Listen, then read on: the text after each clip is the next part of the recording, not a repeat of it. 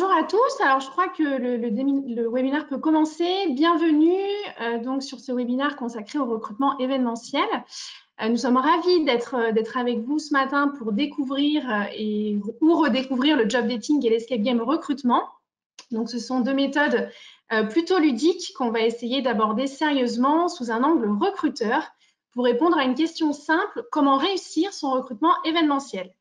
Mon objectif va vraiment être de vous donner les clés pour vous lancer et pour réussir votre prochain job dating ou escape game.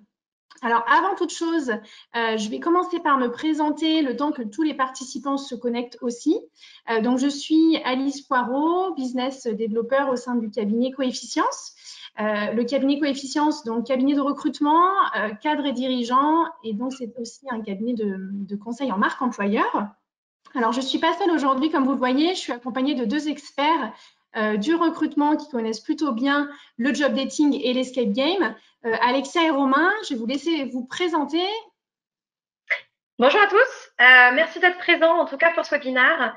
Moi je m'appelle Alexia Coffy et je suis consultante en recrutement chez Coefficience au sein de la division commerce depuis bientôt 3 ans. Donc j'interviens moi sur l'ensemble des fonctions commerciales, cadres et dirigeants dans tous les secteurs d'activité possibles. Donc ça peut être aussi bien du tertiaire, de l'industrie, de l'événementiel, enfin voilà, très très large et toute fonction possible dans le milieu du commerce. Bonjour à tous, donc je suis Romain Spitz, tout comme Alexia et Alice. Je fais partie du cabinet Coefficience depuis un peu plus de 3 ans. Alors, je suis consultant en recrutement, me concernant sur la partie ingénierie, c'est-à-dire que je traite notamment les métiers techniques en lien avec l'industrie, donc beaucoup de métiers liés à la production, mais aussi dans le transport et la logistique.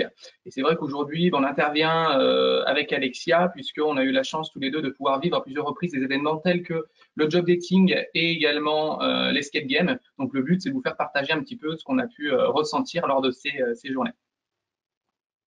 Bon, merci en tout cas à tous les deux d'être présents, parce qu'on va aussi compter sur vous pour nous donner des retours d'expériences concrètes sur ces deux formats. Nous sommes également accompagnés de Camille Guillot, qui est la modératrice et qui répondra à vos questions techniques sur le webinaire. En ce qui concerne toutes les questions à proprement parler sur le sujet du job dating et l'escape game, donc vous avez un onglet questions auquel je répondrai à la fin de la présentation. Alors aujourd'hui, qu'est-ce qui nous amène à nous tourner vers un recrutement événementiel ou tout simplement vers un processus de recrutement out of the box? J'ai relevé 3 chiffres qui me semblaient plutôt bien représentatifs des nouveaux besoins candidats et recruteurs. Le premier concerne les difficultés de recrutement qu'on est nombreux à connaître. Alors, c'est peut-être un chiffre que vous connaissez déjà. Il date de 2018. 83% des PME ETI interrogées reconnaissaient rencontrer des difficultés de recrutement. C'est considérable et ça révèle plutôt bien les obstacles que rencontrent au quotidien les recruteurs. Le deuxième chiffre concerne plutôt le marché candidat. Il vient appuyer les difficultés de recrutement, mais en tout cas, on est sur un marché candidat qui est plus exigeant et plus volatile, notamment sur les métiers à forte tension. Donc, c'était une étude de l'année dernière qui interrogeait des recruteurs. 70% d'entre eux estimaient que les candidats étaient en situation de force dans un process. Ça remet vraiment en question les méthodes traditionnelles pour aller chercher ces candidats. Maintenant, c'est clairement aux entreprises de se différencier pour attirer l'attention. On se retrouve un petit peu dans une approche marketing relation candidat-employeur, où l'employeur doit repenser son offre et ses process de recrutement pour susciter l'intérêt, vraiment. Le troisième donnée concerne le marché entreprise qui a des besoins qui évoluent aussi. Aujourd'hui, une société ne mise plus que sur les compétences techniques. Les compétences techniques, ça évolue vite et aujourd'hui, on a vraiment besoin de soft skills. C'est un terme qu'on va aborder souvent lors de ce webinaire. C'est plutôt donc le savoir-être, les prédispositions candidats. Et donc, partant d'un constat, quasiment 90% des recrutements échoués le sont pour une raison liée au comportement, aux soft skills. Et c'est vrai qu'un recrutement qui échoue, c'est un coût qui est non négligeable. Les derniers chiffres que j'ai pu repérer, donc c'était 45 à 100 cas de perte pour une entreprise sur un recrutement raté. Donc, si on sait que les erreurs de casting sont souvent dus au savoir-être. On va notamment y prêter plus attention. Et il se trouve que ces soft skills ne sont pas visibles sur un CV. C'est plutôt visible lors de mise en situation. Donc, l'escape game et le job dating répondent du coup bien aussi à ce nouveau besoin entreprise. Donc, tous ces constats nous ont amenés naturellement à développer en interne le recrutement événementiel. Alors, comment concrètement on se lance dans un recrutement événementiel? Quand on travaille sur des fonctions RH, la partie événement est souvent inconnue. Et c'est vrai que dans ce webinaire, on va vraiment distinguer l'événement à proprement parler du recrutement dans l'événement qui, vous le verrez, doit s'adapter. Donc, on rappellera les enjeux du job dating et de l'escape game qui sont des méthodes différentes mais qui ont vraiment des enjeux communs. On vous donnera nos outils et on vous donnera nos témoignages et nos conseils pour mener à bien ces recrutements événementiels. Alors, si on rentrait dans le vif du sujet, aujourd'hui, le job dating, donc de quoi on parle quand on évoque le job dating? C'est un terme dont on entend parler depuis bien 10 ans maintenant. Donc, on parle aussi de job meetup ou de speed recruiting. C'est calqué sur le modèle du speed dating, pardon. Donc, typiquement, c'est un échange timé entre un recruteur et un candidat, généralement 15-20 minutes, et le candidat et le recruteur doivent mutuellement se séduire. Alors, est-ce que le job dating, c'est SAU 2010? Pas vraiment. Les formats ont varié depuis. On est bien plus sur les after-work. On est sur des lieux plus conviviaux aussi. Il y a parfois même des formats ludiques d'ateliers de cuisine ou d'activités sportives, d'ailleurs, pour info. Mais en tout cas, quel que soit le format et malgré son ancienneté, le job dating fait toujours ses preuves car c'est un réel gain de temps pour une société qui a un volume de postes important à recruter. Par volume de postes important, on entend voilà, à partir de 4 recrutements jusqu'à 20 recrutements, le job dating est efficace. Il permet de rencontrer un nombre élevé de candidats sur une demi-journée ou une journée complète. Mais en tout cas, ça donne aussi la possibilité aux entreprises de se laisser surprendre en rencontrant des profils atypiques. Alors, le job dating, ce n'est pas un exercice simple pour les candidats, c'est vrai, mais pour les recruteurs aussi, car l'évaluation est bousculée par le temps. On va vous demander de dégager des compétences clés en 15 minutes et finalement, ça ne s'improvise pas. Ça nécessite vraiment de la préparation ou des outils et ça tombe bien parce que c'est aussi l'objet de notre prise de parole aujourd'hui. Donc, je vous dévoilerai nos outils ensuite. En ce qui concerne l'escape game, c'est quelque chose qui attire peut-être plus votre attention parce que c'est plus nouveau, si on peut dire. Donc, c'est un événement tourné vers le jeu et où on transpose les mécaniques du jeu à l'univers du recrutement. Concrètement, c'est une mise en situation de candidats, généralement un groupe de candidats, 3 à 5 maximum par jeu. Et donc, c'est un jeu d'énigmes à résoudre en équipe.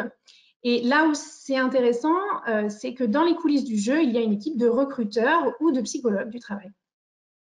L'objectif dans cette mise en situation va être de déceler des compétences, soit pour un recrutement, soit pour une évolution interne, si vous avez les ressources dans vos équipes. Et ça peut aussi être utilisé pour de la formation. L'escape game est un outil pédagogique qui est plutôt bien utilisé aussi pour la formation. Dans tous les cas, que ce soit pour le recrutement, l'évolution interne ou la formation, tout est créé pour que les joueurs se sentent vraiment dans un jeu et que finalement, ils oublient peu à peu qu'ils sont dans un process de recrutement. L'idée, c'est qu'ils puissent être naturels et devenir eux-mêmes aussi au fur et à mesure du jeu. Alors, on a illustré nos propos avec une citation de Platon. Donc, on peut en savoir plus sur quelqu'un en 1 heure de jeu qu'en 1 année de conversation. Et c'est vraiment dans cet état d'esprit-là que le recrutement gamifié prend tout son sens. Là aussi, l'analyse du recruteur est perturbée, pas vraiment par le temps cette fois, parce qu'un escape game, ça peut durer 1 heure, mais plutôt chamboulée par les conditions d'évaluation qui sont concentrées sur le jeu et pas du tout sur des interactions sur votre poste, sur votre entreprise, sur votre activité. Donc, ça nécessite un outil construit à l'avance, adapté au jeu. Et donc, on en a créé un et c'est Alexia qui vous le proposera. Alors, maintenant que vous en savez un peu plus sur ces deux concepts, amenés au recrutement, je vais, dans un premier temps, vous donner les méthodes pour réussir votre événement. Alors, les conseils que je vais donner aujourd'hui seront plus orientés recruteurs. Si vous êtes candidat, vous apprendrez probablement des choses, mais ce sera vraiment des astuces recruteurs. Je préfère le préciser. Donc, avant de réussir son événement, c'est bien de se revisualiser les enjeux de l'événement. Alors, on a souvent en tête l'expérience candidat, mais vous verrez qu'un événement a de nombreux bienfaits pour l'entreprise. C'est important de le visualiser pour pouvoir en jouer et pour que l'événement vous soit favorable. Donc, quand on parle d'expérience candidat, qu'est-ce que ce soit pour un job dating ou un escape game, qu'est-ce que vous allez pouvoir offrir aux candidats? La première chose, c'est une prise de contact directe avec un RH ou un futur manager sans intermédiaire. Ça, c'est déjà un premier bienfait de ces journées pour les candidats. Le deuxième bienfait, c'est la possibilité pour eux de se challenger en sortant un petit peu des sentiers battus d'entretien classiques, de pitch ou de jeu d'ailleurs. Et le fait de se challenger, ça va plus marquer leur esprit qu'un entretien formel. Donc ça, c'est quelque chose que vous pouvez mettre en avant quand vous offrez ce type d'événement. Et pour un candidat, la mise en situation dans un escape game ou dans un job dating, ça leur donne la possibilité de se projeter parce qu'ils vont rencontrer un futur collègue déjà. Soit un homologue d'ailleurs, soit une personne du service RH ou un manager. En tout cas, les informations que le collaborateur va donner sur la société seront plus personnelles que si le candidat googleise les infos ou les avis sur votre société. Donc finalement, le fait d'avoir en contact direct un futur collègue et en plus des informations de cette personne, ça va peut-être donner plus envie au candidat de vous rejoindre. Donc ça, c'est des choses qu'on a eues en retour de job dating notamment, des candidats qui n'ont pas été retenus d'ailleurs, mais qui nous ont remerciés simplement d'avoir participé à la journée, qui les a challengés et qui leur a aussi permis de faire des rencontres. Ça, c'est vrai, qu'ils soient retenus ou non, ça permet aux candidats de faire du réseautage. Et finalement, même si le candidat ne va pas plus loin, il peut partager son expérience et donc parler de vous, parler de votre société. Alors, l'enjeu le plus important, en tout cas, c'est là où on vous incite vraiment à en jouer, c'est de proposer une expérience ludique ou formatrice. En tout cas, c'est de profiter de leur déplacement, du déplacement des candidats et donc de leur disponibilité pour rendre la journée inoubliable. Donc, on va creuser un petit peu sur les deux formats. C'est vrai que l'escape game, c'est ludique dans sa définition, puisque c'est divertissant en fait dans sa définition, si on peut dire. Donc c'est quelque chose qui va permettre de briser la glace et enlever les barrières d'un entretien classique.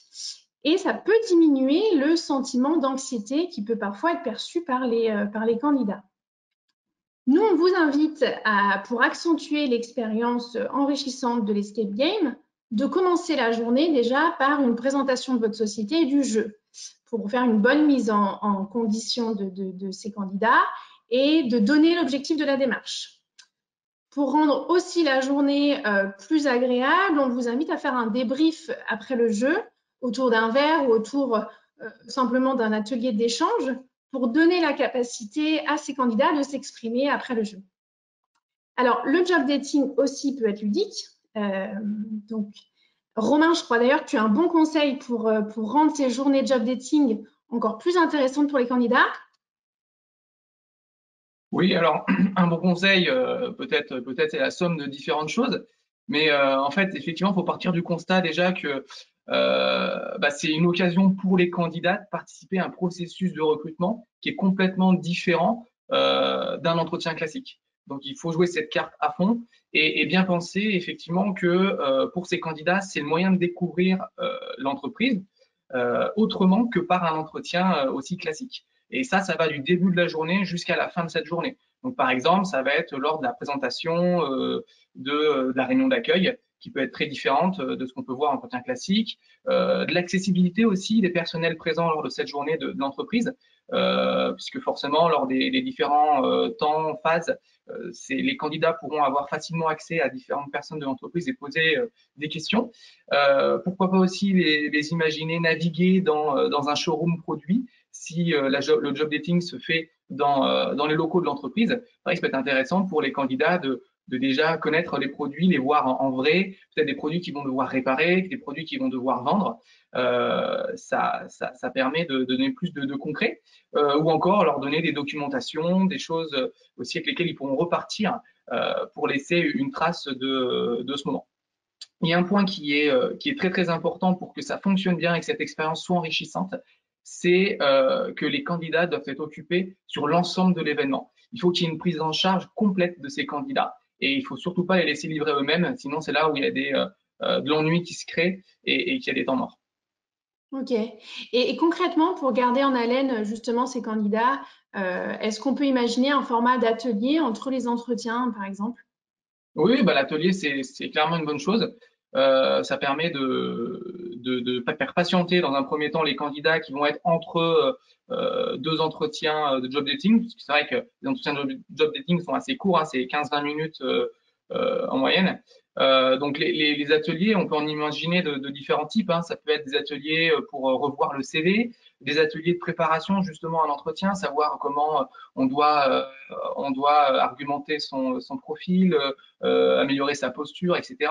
Des ateliers, pourquoi pas aussi sur les souhaits d'évolution des candidats versus l'accessibilité, la réalité du marché de l'emploi, parce que c'est pas toujours évident pour un candidat de s'imaginer évoluer et on peut lui donner notre avis sur cette évolution, ou pourquoi pas aussi des ateliers sur les réseaux sociaux qui prennent de plus en plus de place aujourd'hui, donc bien leur expliquer l'utilité, par exemple de LinkedIn, Viadeo ou autre, comment les utiliser, comment faire un beau profil. Voilà, c'est des choses qui peuvent être intéressantes. Ce qu'il faut bien comprendre, c'est que ces ateliers, en fait, ils vont permettre d'apporter une plus-value à la journée pour ces candidats, et peu importe la finalité de cette journée, qu'ils soient donc recrutés ou non, hein, qu'ils aient une réponse positive ou pas, ces candidats repartiront satisfaits et avec des réponses aussi à leurs questions. Donc des pistes pour améliorer leur CV, pour améliorer leur présentation, leur posture d'entretien, comme on le disait, et donc pour faire nourrir leur recherche d'emploi. Voilà. Ok. Et pour que ça reste gérable, parce que j'imagine que sur certains job dating, il y a un bon nombre de personnes le jour J, est-ce que pour que ça reste un échange de proximité, tu conseilles des ateliers de combien de personnes? Alors, le but de ces ateliers, c'est qu'ils soient déjà assez courts, aussi, hein, entre 20, 30, 40 minutes maximum, avec au maximum 8 candidats. Voilà. L'idéal, c'est 5-6 candidats. Pourquoi? Parce que si le nombre de candidats de participants est trop important, il y a un risque de transformer ces ateliers en exposés et donc de perdre l'interaction. Et c'est vraiment le but, en fait, qui est recherché, c'est d'avoir cette interaction. Ce qu'il faut faire, enfin, ces ateliers, en fait, vont chercher à pousser les candidats à participer, à échanger entre eux, à apporter leur propre expérience, donc donner des cas concrets. Et cela, en fait, va créer de l'entraide entre eux, va créer des discussions entre candidats et même entre ateliers, entre entretiens. Donc là, c'est ça qui va permettre d'être la grande force de ces ateliers. Ok. Est-ce que tu aurais quelques retours candidats qui t'ont marqué, en fait, que ce soit positif ou négatif sur ces journées? Alors, marqué, pas forcément, puisque les retours étaient globalement similaires et très bons dans l'ensemble, ce qui d'ailleurs m'a surpris. J'ai jamais eu de retour négatif à une journée. Ok. Il y a souvent des remerciements, alors soit des remerciements qui sont faits en live sur la fin de la journée ou alors après par mail notamment, disant justement qu'ils n'ont pas perdu leur journée, ou c'est des candidats qui, enfin, ils ont gagné, ils ont en progrès dans leur recherche, même si la candidature n'a pas été retenue. Si je prends un exemple concret pour que ça soit parlant, lors d'un job dating qu'on a pu animer donc avec Coefficience, notamment à travers des postes de technicien de maintenance itinérant. Donc là, on est sur des profils qui sont assez complexes à occuper le temps d'une journée, puisque c'est des profils techniques qui sont habitués à faire des tâches justement techniques avec plusieurs déplacements par jour. Et ben j'ai été étonné de leur bon retour. tous ont apprécié l'expérience, ils ne sont pas ennuyés, ils ont progressé, ils ont fait mûrir leur projet professionnel. Et puis également, cette journée, comme tu le disais un petit peu plus tôt, a permis de créer des liens, en fait, à la fois entre les candidats. Certains candidats ont gardé contact et ont pu partager leurs bonnes pratiques, mais aussi, j'ai pu créer des liens avec certains candidats ou avec d'autres collègues chez Coefficience, et ce qui a permis de créer, on va dire, un vivier de ces candidats et de pouvoir les repositionner sur d'autres postes. Donc ça aussi, hein, vous pouvez penser à ça. Les candidats que vous rencontrez lors de cette journée, vous pouvez, même s'ils ne conviennent pas au poste pour lesquels vous recrutez, vous pouvez les conserver, garder leur contact et peut-être réutiliser leur candidature pour d'autres recrutements. Ok, bah écoute, merci Romain. C'est vrai que ça rend la journée forcément plus concrète d'avoir aussi ces petits conseils pour animer le job dating. Rien ne vous empêche, en tout cas en parallèle, d'organiser, donc Romain parlait d'ateliers de coaching, rien ne vous empêche d'organiser des ateliers de table ronde, d'échange ou de jeu, simplement pour créer des échanges hors entretien, comme on le disait, et donc pour rendre la journée encore plus agréable pour ces candidats. Vous l'aurez compris, en jouant sur cette expérience candidat et en la rendant optimale, vous allez donner envie de vous rejoindre et donc vous allez engager dans le process de recrutement ces candidats. Et ce qui est bien, c'est que vous allez aussi engager vos collaborateurs. Alors, pour différentes raisons, la première, c'est que d'une part, vous pouvez faire partager, faire côtoyer des salariés, on va dire, qui ne se côtoient pas habituellement. Beaucoup d'opérationnels ne côtoient pas au quotidien les RH.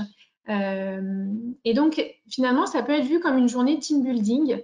Ça permet de vivre et partager une expérience en groupe qui rapproche les équipes. Chacun, le jour J, a un rôle important dans le bon déroulement de la journée. Donc, finalement, chacun est ambassadeur le jour J de sa société. Et donc, ça peut être impliquant et engageant, que ce soit pour le job dating ou l'escape game, vraiment. Donc, indirectement, ça participe à leur fidélisation. Et je me permets de le préciser parce qu'en France, on a quand même un travail à faire là-dessus. Donc, j'ai cité un chiffre. En France, seulement 9% des salariés se sentiraient engagés. Donc, ces événements vont permettre d'aller au-delà de votre premier objectif de recruter en fidélisant vos équipes. Et tout ça nous amène à évoquer la marque employeur, qui est un enjeu indéniable du recrutement événementiel. Donc, nous, on distingue le triptyque capter, convertir, fidéliser. Capter dans le sens où, par cet événement, vous allez attirer des candidats qui vont être friands de méthodes différenciantes. Convertir, si l'événement se passe bien, si tout se déroule bien, si l'expérience vécue est agréable, le candidat va avoir envie de vous rejoindre, donc d'être converti en collaborateur, et fidéliser, puisque le travail et le jeu en équipe favorisent la rétention des salariés.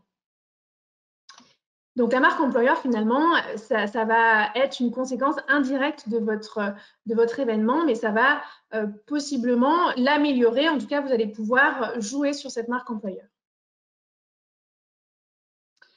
Alors, maintenant que vous visualisez les différents enjeux, comment concrètement on passe à l'action pour offrir un événement réussi? Alors, une note de cadrage, tout simplement, pour 3 points, l'organisation de l'événement, le sourcing et le plan média. Un événement réussi, ça va être une bonne gestion de ces 3 points dans votre projet. Donc, on va creuser un petit peu. Moi, j'ai une note de cadrage à vous proposer. Donc, quand on n'a pas l'habitude de gérer un recrutement, par quoi on commence? Déjà, au niveau du timing, quand est-ce qu'on commence? Nous, on conseille d'entamer 1 mois et demi, 2 mois avant la concrétisation de l'événement, d'entamer la note de cadrage. Donc, 1 mois et demi, 2 mois, c'est le minimum. Alors, reprécisez quel est votre contexte. Quels sont vos objectifs? Typiquement, pourquoi vous voulez organiser l'événement? Est-ce que c'est pour du recrutement? Est-ce que c'est pour évaluer une équipe interne? Est-ce qu'il y a des choses que vous souhaitez mettre en avant pendant cette journée sur votre marque employeur? Ça, c'est des choses à valider en amont. Quels sont les postes à pourvoir? Ça paraît évident, mais en tout cas, en fonction de vos cibles, les méthodes pour aller les chercher, les canaux vont être différents aussi. Donc, bien indiquer quelles sont les cibles. les équipes. Alors, les équipes dédiées, donc ça, j'entends par équipe dédiée avant le projet, pendant et après. Soit vous décidez d'internaliser la totalité. À ce moment-là, il faudra faire côtoyer une équipe marketing, communication avec une équipe RH et choisissez des collaborateurs qui ont envie de participer à l'événement parce que le jour J, ce sera votre vitrine en fait, ce sera la vitrine de votre société. Donc, il faut qu'ils aient envie. Il ne faut pas qu'ils aient un discours formaté d'ailleurs, parce que plus ils sont authentiques, plus ils sont vrais, plus ça donnera envie aux candidats. Ça, c'est pour l'équipe interne. Si vous choisissez de l'externaliser, à ce moment-là, donc il faut bien voir le sourcing, le plan média et le jour J, qui est-ce qui va gérer les entrées, les flux de candidats, on va dire. À ce moment-là, vous pouvez faire appel soit à un cabinet de recrutement qui gère la totalité, une agence de com ou des psychologues du travail. La date et lieu, c'est primordial, on est d'accord. Nous, on conseille les jours d'affluence, enfin, où il y a le plus d'affluence, donc c'est les mardis et les jeudis, hors vacances scolaires, et en faisant attention particulièrement aux événements de vos concurrents. Si votre confrère fait un événement la même semaine, changez complètement même 2 semaines pour le coup. En tout cas, c'est des choses à bien valider en amont. Le lieu, choisissez un lieu qui reflète l'image que vous souhaitez donner à l'événement, mais choisissez surtout un lieu qui est facile d'accès.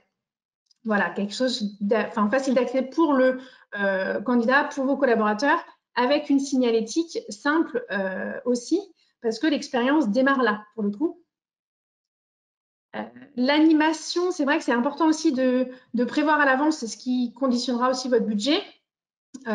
Concrètement, est-ce que vous prévoyez un petit déjeuner de bienvenue? Est-ce que vous prévoyez des amuse-bouches, un cocktail ou des ateliers justement de coaching ou de jeu? En tout cas, qu'est-ce que vous allez mettre en place pour rythmer votre événement? Ça, c'est des choses que vous noterez aussi. Et pour qu'une note de cadrage soit efficace, il faut anticiper les risques d'une journée. Donc là, je vais me faire accompagner de Romain et Alexia. Alors Romain, comme on était sur le job dating tout à l'heure, est-ce que tu peux nous donner les principaux risques à anticiper quand on organise un job dating? Oui, alors concernant le job dating toujours, il y a un des premiers risques à surtout pas sous-estimer, c'est le fait d'accorder un temps nécessaire en amont de la préparation donc de l'organisation de cette journée.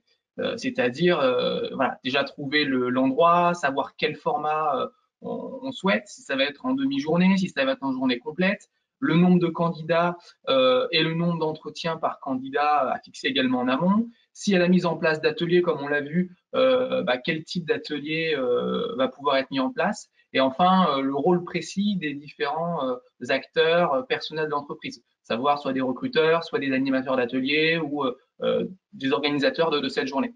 Il ne faut vraiment pas sous-estimer cette phase en amont de préparation, parce que c'est vraiment de là qu'en découle la bonne réussite du job dating. Également, un autre risque à ne pas sous-estimer, c'est qu'il ne faut pas laisser de place à l'improvisation le jour J. Il faut timer en amont chaque phase, chaque moment de cette journée.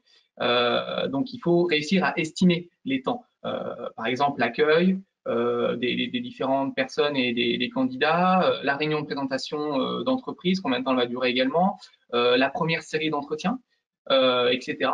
Et ne pas oublier aussi qu'il faut comptabiliser une marge entre ces différentes phases. Par exemple, il y a une gestion des flux de candidats entre chaque entretien. Lorsque les candidats vont devoir aller voir leur recruteur, il y a un temps où ils vont s'installer, ils vont peut-être sortir de quoi noter, même si ça dure qu'un quart d'heure. Et ça, il faut pouvoir le prendre en compte pour que ça soit bien calé. Ça peut être intéressant de prévoir une petite marge aussi qui va inclure le retard des candidats ou bien d'éventuels soucis techniques.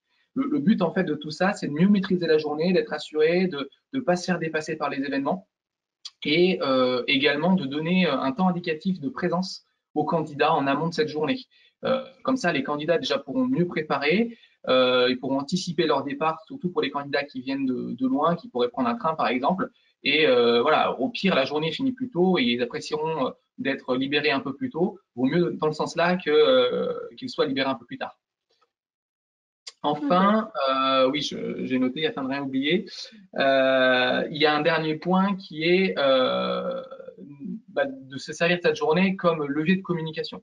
Si on veut que ça fonctionne, il faut relayer donc une bonne image aux candidats. Et pour ça, ça passe par un briefing des équipes.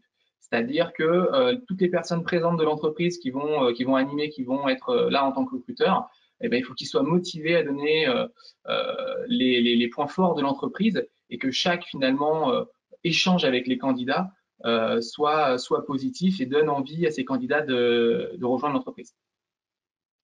Ok, merci pour ces différents petits points à anticiper pour une bonne gestion de l'événement. Alexia, comme c'est probablement plus inconnu l'escape game pour les participants de ce webinaire, est-ce que tu peux nous donner les éléments à anticiper avant de se lancer dans un jeu comme l'escape game? Ouais, bien sûr, Alice. Effectivement, comme pour le job dating, l'escape game nécessite aussi une préparation en amont, même si ça paraît hyper simple. On va dans un premier temps, d'ailleurs, enfin vraiment se concentrer sur le choix de son équipe de cotateurs, qu'on nomme plus communément des évaluateurs. Donc là, ça peut être un collaborateur RH, par exemple, un opérationnel ou même une psychologue du travail, comme tu l'as cité tout à l'heure, que ce soit pour le job dating ou l'escape game.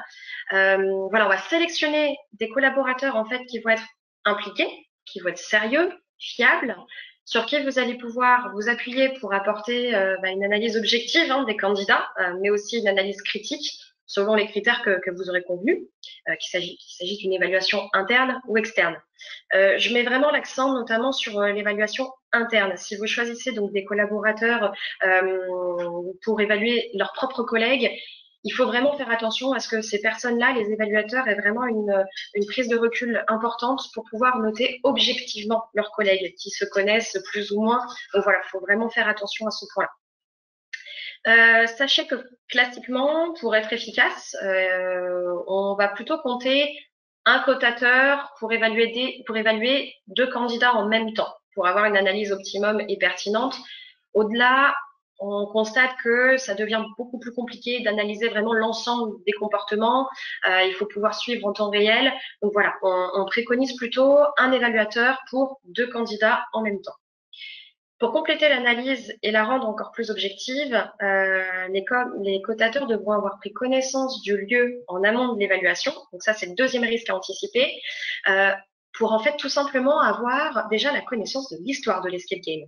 Pareil, on n'y pense pas forcément, mais parfois certains escape games sont assez compliqués dans leurs histoires. Donc il faut quand même connaître les rouages finalement de ce jeu-là pour pouvoir suivre en fait les candidats en temps réel, comprendre leurs réactions dans le jeu et ainsi pouvoir analyser leur stratégie de jeu. Parce que faut pas oublier qu'on est quand même dans un contexte d'évaluation du comportement en situation réelle. Donc il faut quand même aussi pouvoir comprendre pourquoi il s'agisse de telle manière ou de telle manière.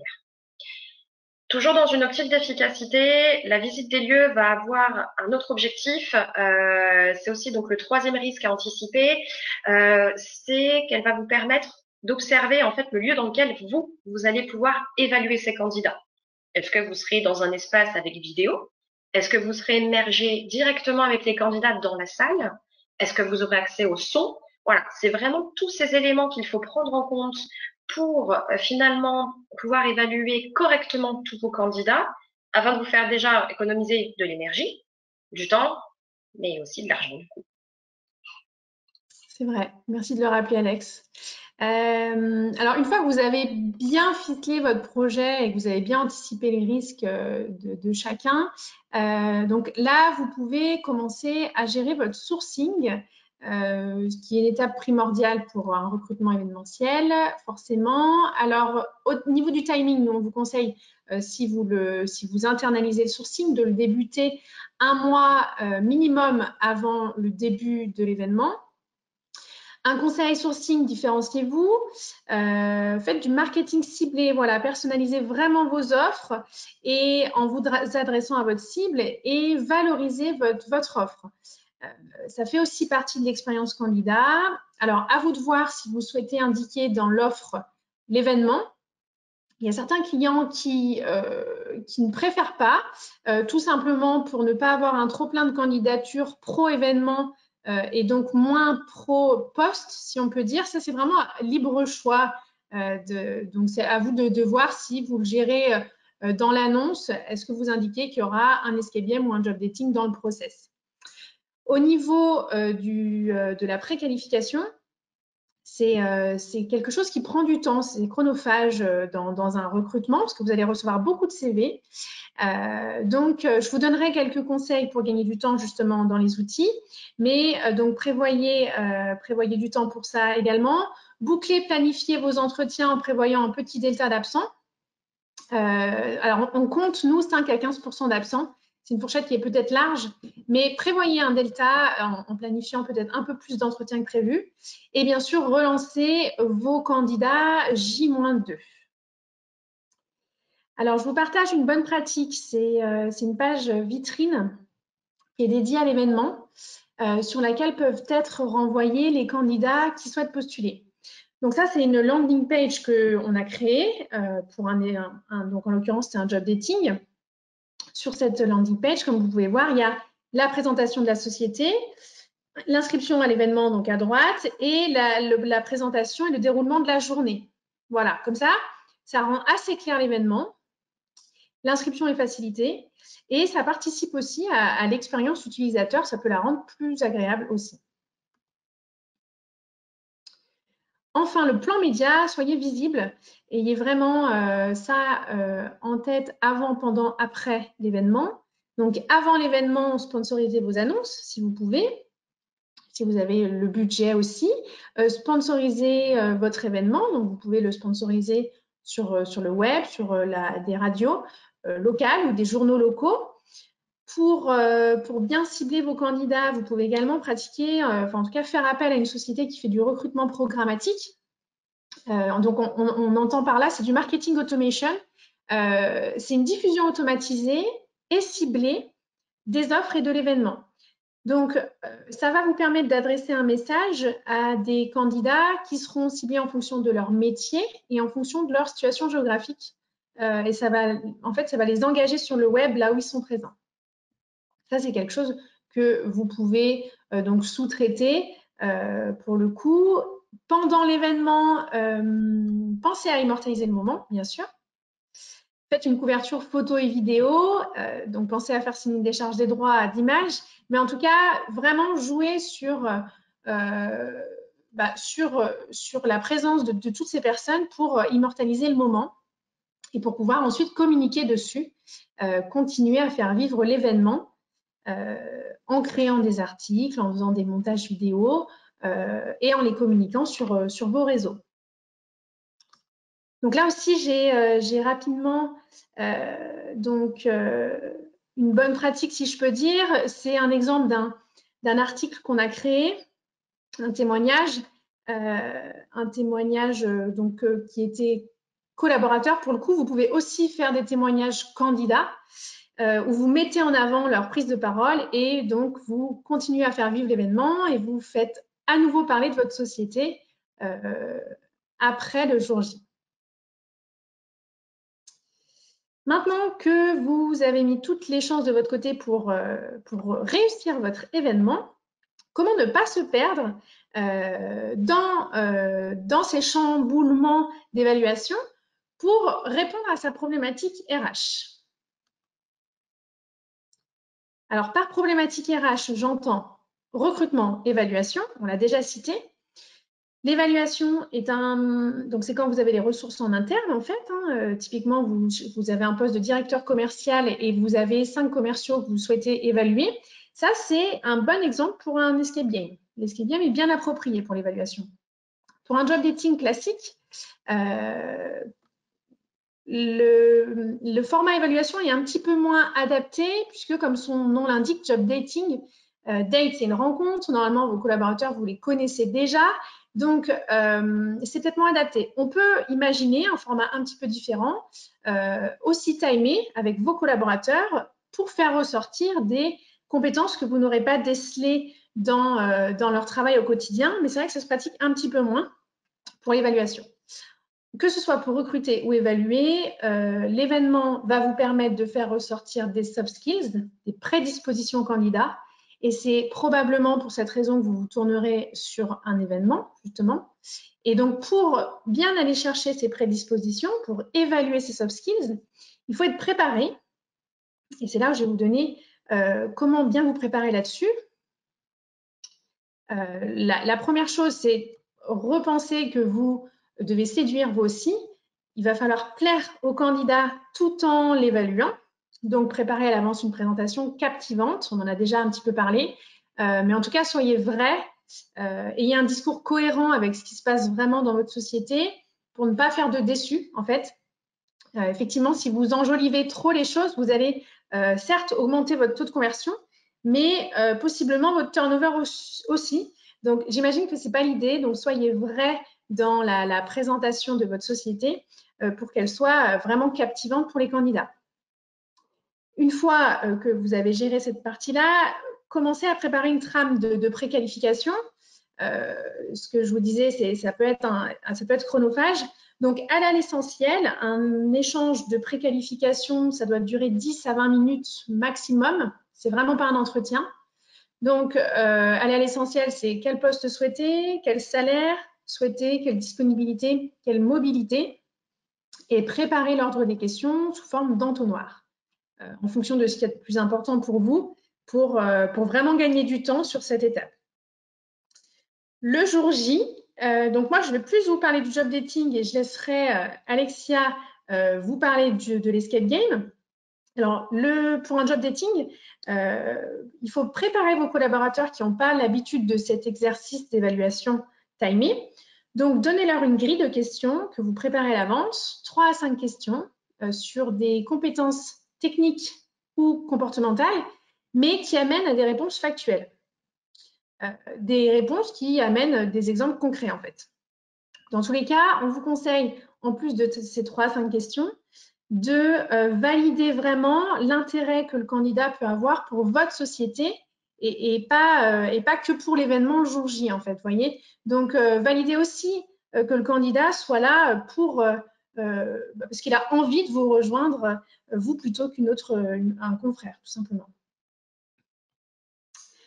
Alexia, j'ai besoin de toi donc pour la partie évaluation escape game. C'est quand même moins connu, c'est aussi plus nouveau. Est-ce que tu peux nous éclairer sur cette évaluation candidat autour d'un jeu, s'il te plaît? Oui, pas de problème. Alors, pour l'escape game, moi, ce que je vais plutôt conseiller pour pouvoir évaluer des candidats dans un jeu, dans ce jeu en l'occurrence, dans un premier temps, je vais reprendre les basiques, ce que tu as dit tout à l'heure, Alice, mais ce qui est hyper important, ça va être d'abord d'établir une note de cadrage hyper bien ficelée. Pour l'escape game, on va d'abord déterminer l'objectif de celui-ci. Est-ce qu'on va être plutôt sur une évaluation interne? Est-ce qu'on va être sur un recrutement externe? Combien de candidats est-ce qu'il faut sélectionner? Quels sont les critères d'évaluation que vous souhaitez mettre en avant? Est-ce qu'ils auront des entretiens avant ou après et par qui? Enfin, voilà, tous ces éléments sont à inscrire dans cette note de cadrage et tous ces éléments-là vont nous aider à construire une grille d'évaluation, donc selon les compétences comportementales que vous souhaitez. Je donne un exemple. Si par exemple vous souhaitez trouver dans ces candidats un tempérament de leader, par exemple, est-ce que vous souhaitez faire ressortir une facilité d'adaptation? Est-ce que vous souhaitez voir une capacité de prise de décision? Voilà, ça, ce sont les compétences comportementales que vous pouvez être amené à voir lors de cet escape game. Donc, grâce à cette grille, vous allez pouvoir noter de manière qualitative et quantifiée les comportements des candidats, en fait, dans le jeu, tout simplement. Donc, les candidats seront à l'intérieur de l'escape game. Vous, la plupart du temps, vous serez à travers une vitre, en fait, ou à travers un écran où vous pourrez les observer par ce biais-là pour noter, en fait, tous leurs faits et gestes. D'accord? Sur place, il va plutôt s'agir d'une analyse comportementale qui sera évaluée. Donc là, ça va être les interactions entre eux, ça va être leur personnalité potentiellement aussi, ça peut être leur tempérament, leur stratégie de jeu, leur implication, tout ce qui va pouvoir être observable en fait. Donc c'est ce qu'on va appeler l'analyse qualitative. Bien souvent, ce jeu permet de déceler les traits de caractère dominants. Donc, je reprends ce que je disais tout à l'heure. Ça peut être un leader, ça peut être un suiveur, ça peut être un bout en train, ça peut être aussi, ça peut être un maître du jeu. Enfin voilà, c'est là que vous allez pouvoir en fait noter tous les caractères qui vont ressortir de cet escape game. En fonction d'ailleurs du jeu choisi, Certains peuvent durer entre 40 minutes et 1h30, donc ça dépend du jeu. Et justement, les candidats auront eu largement le temps d'oublier tout le contexte d'évaluation. Donc c'est pour ça que vous allez pouvoir très facilement voir leur naturel qui ressort et ainsi pouvoir vous faire, on va dire, une analyse assez objective. Ok, alors j'imagine que c'est pas simple non plus comme exercice. Est-ce que dans tes premiers essais, tu as rencontré des difficultés dans l'évaluation de ces candidats, justement? Oui, alors, c'est pas ce qu'on peut appeler des difficultés, je dirais, ça va être plutôt des contraintes. La contrainte principale qu'on a rencontrée, ça va être plutôt sur l'aspect quantitatif. En fait, on a constaté que le jour J, c'était très compliqué de noter tous les faits et gestes des candidats. Donc, je rappelle qu'en général, on est un évaluateur pour 2 candidats. Même sur un candidat ou sur 2, il est très difficile de noter le nombre d'actions des candidats. Combien de fois est-ce qu'il va parler, combien de fois est-ce qu'il va chercher dans l'escape game. Voilà, il faut noter tous leurs faits et gestes. Et ça, c'est très compliqué à faire le jour J. C'est pour ça qu'on a plutôt préconisé une analyse comportementale en live. Ok, et est-ce que finalement, tu as quand même pu mettre quelque chose pour analyser aussi le comportement candidat sur la partie quantitative? Et oui, heureusement, on a trouvé une solution. On a mis en fait on a mis en place un processus de notation grâce à une toute petite chose toute bête, mais qui est hyper facile. C'est un enregistrement vidéo. En fait, pendant l'escape game, certains le font, pas tous. C'est pour ça qu'il faut aussi faire attention à ça. Mais certains escape games proposent de vous envoyer l'enregistrement vidéo du jeu. Et c'est grâce à ça que vous allez pouvoir faire la notation quantitative. En fait, dans un second temps, donc après l'escape game, les cotateurs vont reprendre la vidéo du jeu et là, ils vont pouvoir noter le nombre d'actions, le nombre de paroles de chaque catégorie, de chaque grille, enfin de chaque candidat pour la grille, pardon. Donc en fait, vous allez pouvoir faire des petites croix ou faire des petits bâtons pour noter toutes les actions et les paroles de vos candidats. Cette évaluation-là quantitative va normalement faire ressortir les caractères dominants de vos candidats et ça rejoindra logiquement les évaluations comportementales que vous aurez fait précédemment. Et donc, grâce à ces 2 notations, vous allez pouvoir avoir un rendu final chiffré et qualitatif que vous pourrez retranscrire sous forme d'un petit dossier qui pourrait être complémentaire notamment aux entretiens qui soient réalisés par l'entreprise ou par une entreprise externe. Ok, écoute, merci. J'espère que ça a un peu plus éclairé les participants sur cette partie escape game et en même temps évaluation de candidats. Un petit aparté sur l'escape game, parce que c'est vrai qu'on parle de jeux hors entreprise, mais il y a certaines sociétés qui organisent même l'escape game dans leurs locaux, probablement, enfin notamment pour des raisons budgétaires. En tout cas, il y en a certains font aménager des décors dans leur société. Et ça permet aussi une immersion plus concrète dans l'entreprise. Dans tous les cas, que ce soit job dating ou escape game, nous, on vous conseille vivement, bien sûr, de coupler la session événement avec un recrutement, avec un entretien final pour les candidats retenus. Donc, pour les heureux élus, l'entretien final va permettre d'échanger déjà sur l'expérience vécue et aussi d'échanger sur les compétences qui ont été observées pendant cet événement. Donc, c'est quelque chose qui est important, voilà, le coupler quand même avec un entretien final. Alors maintenant, vous avez en main les méthodes, les outils pour réussir votre événement et votre recrutement. J'ai un dernier conseil, c'est lancez-vous vraiment. Et si vous avez besoin d'accompagnement, je suis bien sûr à votre disposition avec grand plaisir. Ou si vous avez besoin de moi pour des lumières, tout simplement sur un point évoqué. Je serai disponible, donc j'ai mes coordonnées à la fin de la présentation. On va répondre aux questions s'il y en a. Alors, je vais regarder ça tout de suite.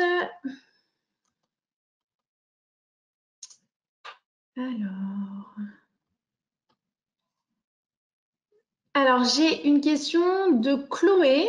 Est-ce qu'il faut demander le CV des candidats lors d'un job dating? Sinon, est-ce qu'il est possible de leur demander de préparer un document introspectif personnalisé en amont? Alors déjà, est-ce qu'il faut amener un CV en job dating? C'est une bonne question. Alors, est-ce qu'il faut amener un CV en job dating? Oui, pourquoi pas. Notamment, ça va faciliter le recruteur d'avoir un appui, un document sur lequel il va pouvoir s'appuyer. En revanche, moi, je recommande aux recruteurs de ne pas avoir en amont le CV, de ne pas connaître finalement les candidats.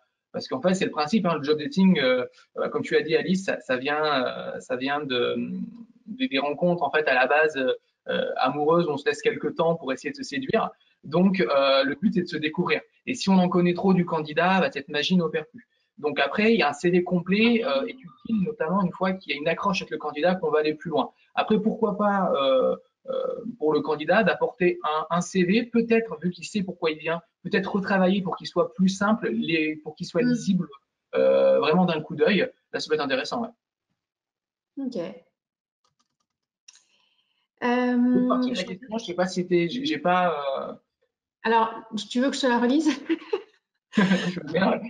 Est-ce qu'il est possible de leur demander de préparer un document introspectif personnalisé en amont? Bah, j'imagine que c'est un CV personnalisé, comme tu disais, en fait. Tu vois? Oui, d'accord. Bon, voilà, on y a répondu. Ça peut être intéressant, Ouais. c'est vrai. Ok. Alors, j'ai une question sur l'Escape Game. Est-ce que le recruteur peut faire partie du jeu, en fait? Il peut, mais je ne le préconise pas forcément. Dans le sens où, en fait, le recruteur, vraiment en lui-même, est là normalement pour analyser le candidat. S'il est dans le jeu avec les candidats, il aura beaucoup de mal à prendre assez de recul pour pouvoir analyser le comportement des candidats qu'il va évaluer. Dans un premier temps, ça, pour moi, je pense que c'est pas forcément une bonne stratégie. Il peut le faire pour éventuellement tester l'affinité qu'il pourrait avoir avec le candidat. Ça peut être une piste. Tout dépend, comme je le disais tout à l'heure, finalement, de l'objectif qui va être recherché pour cette escape game. Est-ce qu'on parle là, pour le coup, vraiment d'affinité avec le collaborateur? Mais si on veut vraiment analyser son comportement, moi, je préconise plutôt de se mettre en back-office finalement et d'être vraiment observateur et non pas dans le jeu directement. Pour le coup, ce serait pas très objectif. Bon, c'était une question d'Élise. Merci, Élise, d'avoir rebondi sur Escape Game. Je ne vois pas d'autres questions. Je pense qu'on a fait le tour. En tout cas, on reste disponible, Alexia, Romain et moi, pour aller plus loin et creuser sur ces sujets Escape Game ou Job Dating. Avec grand plaisir. Le webinaire touche à sa fin. Je vais rester un petit peu connectée si je vois d'autres questions. Et sinon, je vous souhaite une très belle journée. Je vous dis à très vite. Merci à tous. À bientôt. Merci.